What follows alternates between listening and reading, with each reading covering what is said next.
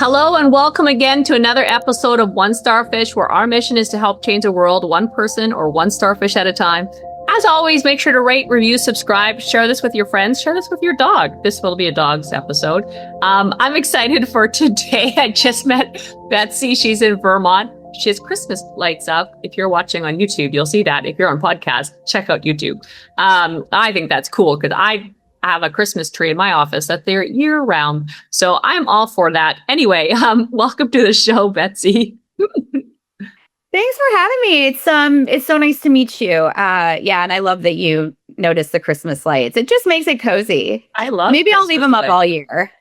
Yeah, I mean, who tells us what to do or not to do?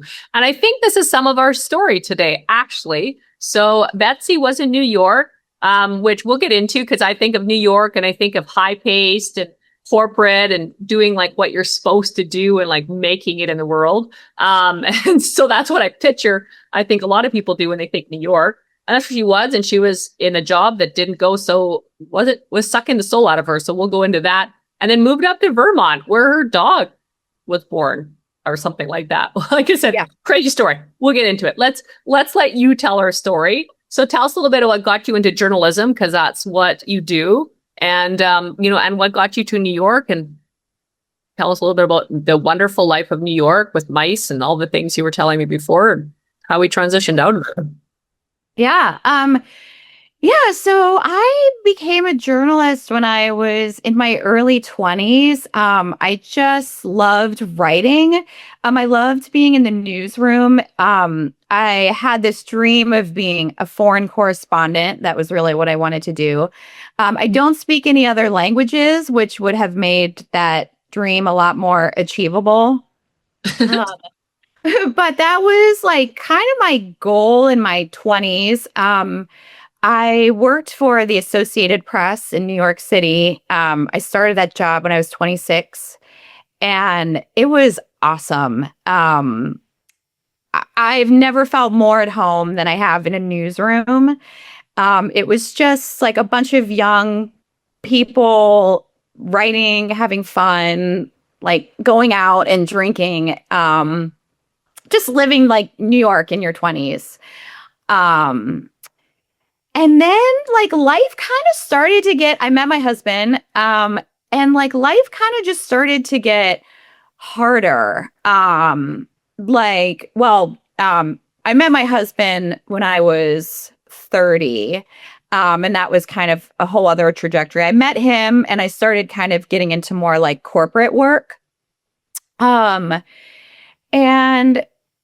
So my marriage, I'm just going to loop in the marriage here because it's relevant. But I was in my early 30s and things just like gradually kind of started to fall apart. I ended up taking a couple corporate marketing jobs that were just so off the mark for me. I don't know if they were like necessarily bad, but a lot of people, when they talk about like something's not right, they feel that like little voice inside them or something. And I definitely had that experience, but I suppressed it for like a very long time because I wasn't really sure what to do with it. And I couldn't stand the thought of being divorced in my mid 30s. Like, wow, what a failure.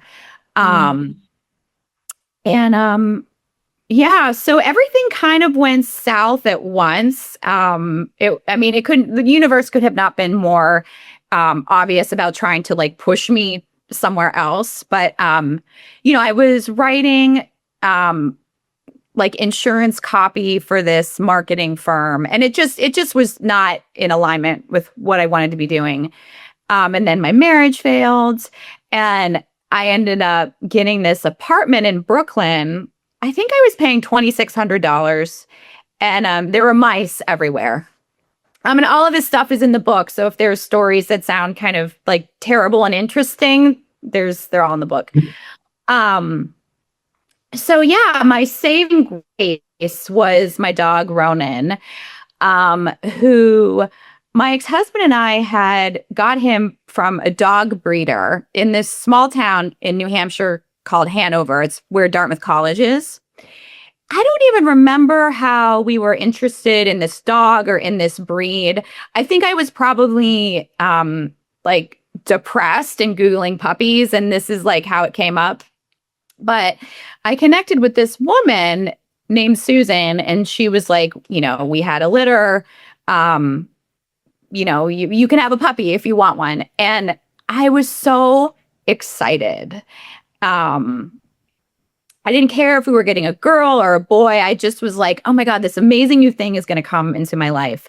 And so my ex-husband and I came to Hanover, got the dog, got the puppy, and went back to New York. And this dog breeder, Susan, I don't know if you've ever seen the movie Best in Show, that dog breeders sometimes have a certain je ne sais quoi. I don't know, but Susan was very opinionated, and I just immediately was like, I don't really like this woman. And I remember we were driving back to New York, my ex-husband, and he was like, well, don't worry, you never have to see her again.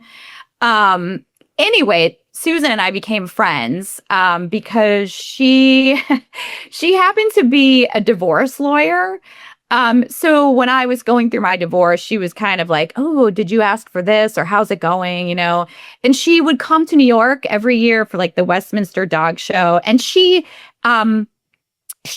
is definitely a character in the book. She's one of the main characters. And so anyway, I end up moving into her house. She was wow. Hey, we have a spare apartment in our house. Why don't you come and live in it since your life is blowing up? And I was like, okay. I mean, that tells you how bad my life was. So I moved into her. This was an ongoing joke with us. Because it was in the lower level of her house, and so she would call it the garden apartment and I would call it the basement. So it ended up being amazing. I thought I was going to stay for 6 months until I found something better. And almost 10 years later, I'm still in this town. I don't live in her house anymore, but I love it here. And, my mom died when I was young, and Susan became this, she calls herself a surrogate mother, my mother figure. And it's just funny because, she has an amazing sense of humor, and she can be kind of raunchy and just tells it like it is. So it's interesting because I was in my mid-30s when all this happened, and she was in her early 60s. It's a 25-year age difference. And so we were kind of in the same place, even though, I was in my 30s and she was in her 60s, but she was kind of going through retirement and figuring out what to do now that she wasn't working. And I no longer had a full-time job. So I was trying to figure it out. So it was interesting. We were these two women who were on the same trajectory trying to figure it out. And because I had always thought, oh, the older you get, the path gets more certain with time. And that is not true. So that's the story. It was, and that's where the title of the book comes from, moving to my dog's hometown. And I tried on a bunch of different titles, and everybody liked this one. Everyone kept coming back to this one. So finally I was like, okay. So that's what I did to kind of get myself out of this mess, and it worked. So my memoir is really an exploration of why did this really weird decision work out for me when all of the conventional decisions didn't? So. Now, what would you say would be one of the main reasons that maybe that works for other people too? Two things I got out of that. The people that maybe you think are weird and you don't want to see again can become your best friends, because we are attracted to people that we think are weird. A lot of times are actually like us. And that's why we don't like them at first, because they're a reflection of our bad parts as well as the good parts, but we see the bad parts. And so we actually a lot of times connect to people in a negative form because they're very much like us. And so it's a mirror of who we are. And so I find that really interesting, that obviously that's kind of what happened there. And you're like, I don't want to talk to her. And then you're living with her and she's one of your good friends. It's Wow, that Yeah, changed. that's interesting. Yeah, I've never heard that as a possible explanation, but that kind of makes sense. I've had that 'Cause I happen feel lots like, in my yeah, life. yeah, because I feel like she says the stuff that I would think, you Right. know. And I actually think that, oh, I think I used to be, just like quiet and more contemplative and like conflict averse. And I feel like since she has come into my life, I'm more assertive. And I think part of that is because if I wanted to be friends with her, I had to learn to be assertive. Right. And there's some examples in the book where I'm just like, okay, you stop it. So, anyway. Yeah. And the other thing I got out of that, for anyone listening, a couple things out of that story, of course, that's one. And then also, like, a lot of times people go and have a kid to try to fix the problem. The problem does not get fixed by outward circumstances. We went to get a dog, which is much better than a kid, I must say. A little bit less. But it doesn't necessarily fix the problem. The problems that we have are created inside us. They're not created outside us. And so when we can change our inner reality, then our outer reality always mirrors our inner feelings and our inner reality. So when we can change the inner reality, which is what you started to do by going to Vermont, you started to change your inner reality and your feelings, and for whatever it was. Maybe New York was like, it was just driven and you're not like inside driven, not like there's a line. I don't know what it was about New York, but it definitely wasn't your peace zone. Yeah.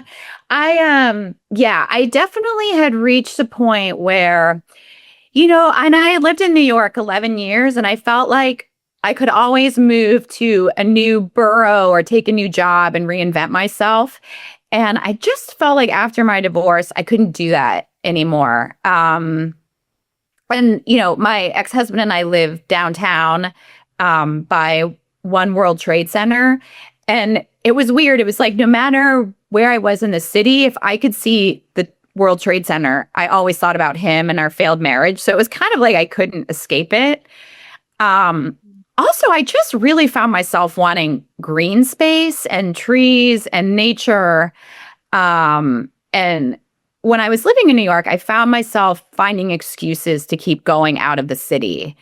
And every time I came back to the city, I just was like, oh, this is the worst feeling. And I feel like that's a good sign that you can tell if you're happy or not. Like I'm sort of a homebody now. Like I don't really go a lot of places. And I think it's because I like where I live. Whereas before in New York, I was always just like, okay, give me a reason to get out of here. So yeah. Yeah. And for anyone listening, if you're going through times like this, I think one of the things for you to pay attention to too is, the stories we tell ourselves determine a lot of times what happens. Like, Betsy didn't want to end their marriage because for her, it felt like a failure, but really it's a failure to not end it.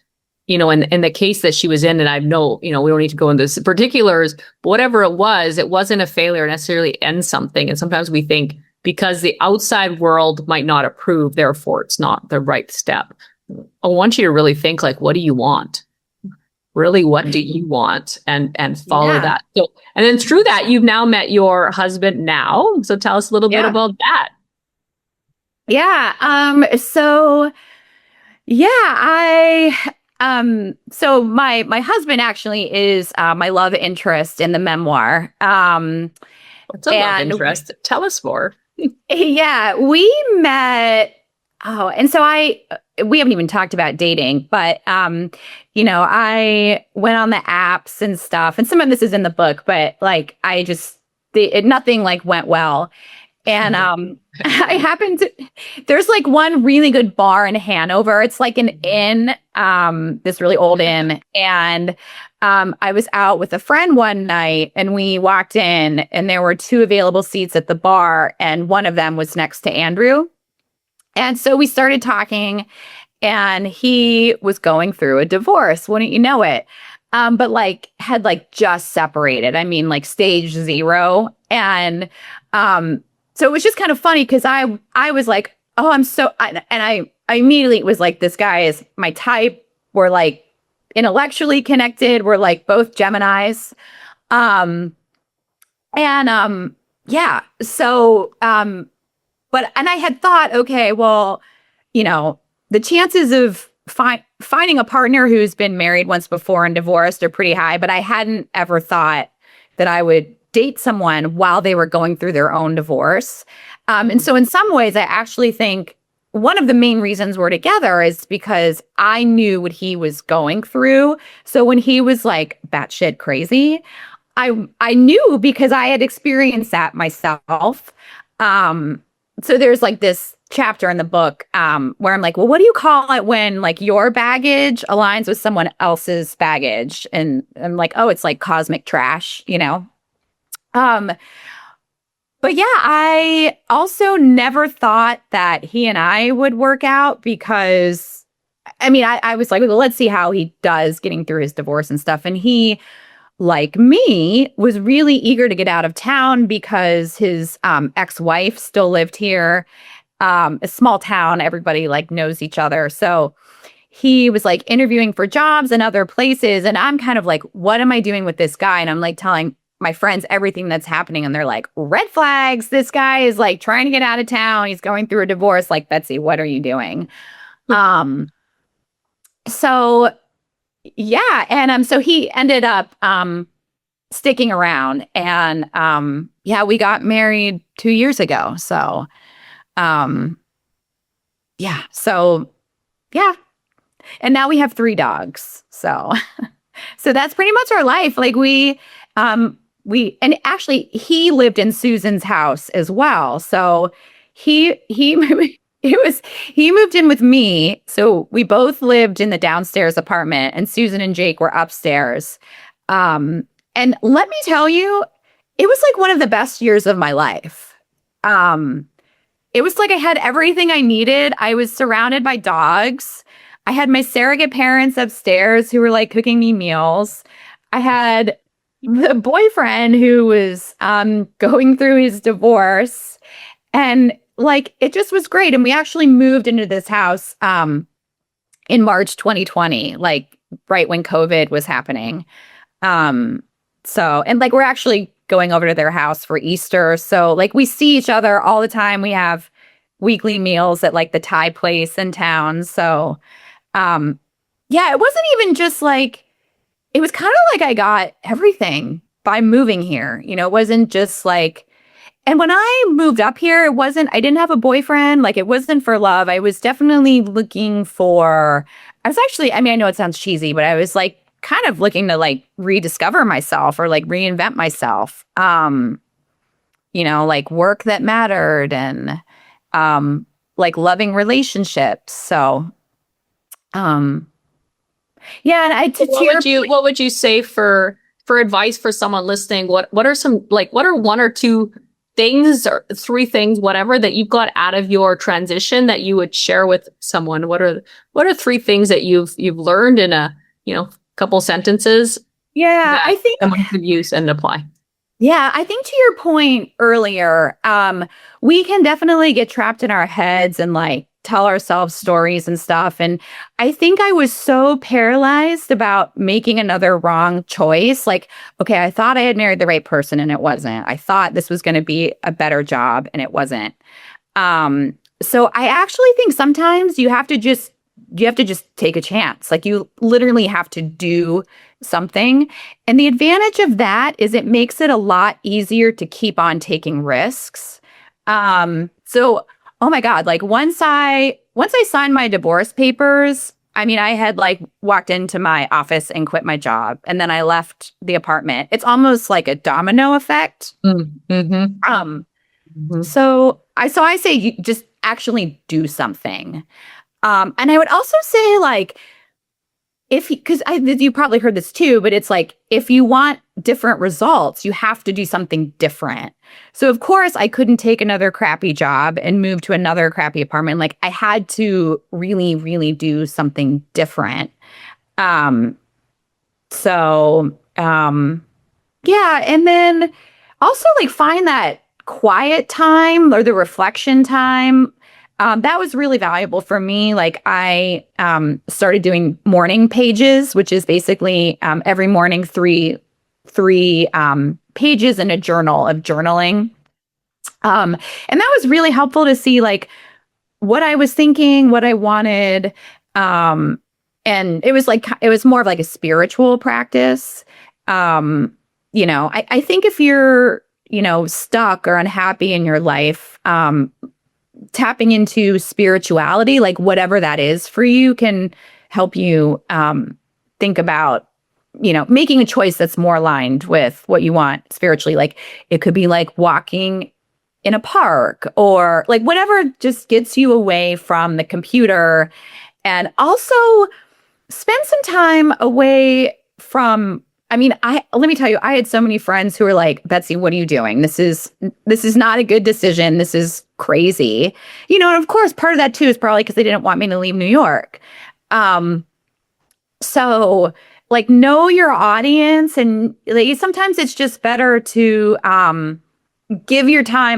spend some time away with the people who you are always around, because that also might be influencing you. So that's good. So your steps, guys: write, journal, follow your heart, take the step, and step away from your friends for a little bit so you can center on what you want and where you're going, because they're not the one living your life. That's good. Like the three great points.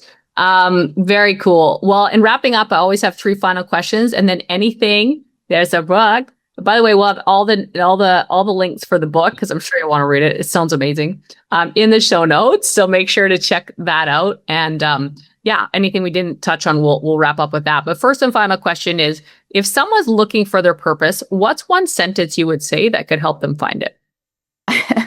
I don't know about this answer, but I believe in this answer. I would say go see a really good astrologer. Because in an astrology chart, there are lots of ways that we can figure out. I also do astrology, and I read astrology charts for people. I'm serious. Like, go see an astrologer. Astrologer can help you with if you're lost in your career, if you feel like you've gone off center. That can actually really be helpful. And actually, during this period when I was lost, I definitely got into astrology, and that was also part of my journey. And I bet you it's an answer nobody has given on your show before. No, they sure have not. I like it. Yes. Second question: what's a favorite quote and why? I actually think this was a quote that this actually might have been the one I left in like my high school yearbook. I forget who said it. But it was, he who wants something finds a way. He who doesn't finds an excuse. For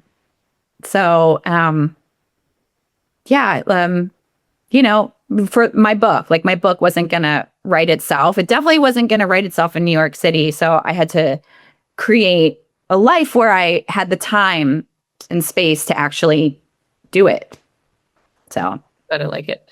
Third and final question: what's one word or sentence you want on your gravestone? Funny as hell.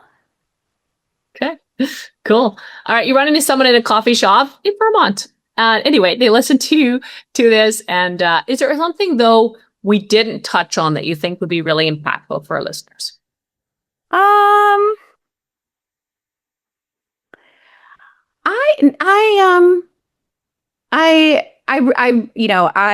I think one of the things that people have said to me after reading this book was like, wow, that was so brave. Like, you must be a really brave person. And like, I actually don't really think I am. But it kind of just comes back to what I was saying before, where it's like, sometimes you just have to like take a risk and do the thing. Even if people around you are like trying to dissuade you. So cool. Do the thing, guys. I love it. Let's go out there. Let's share this. If we can, help one person or one starfish together, we can help change the world. Thanks for being on, Betsy. Thanks for having me.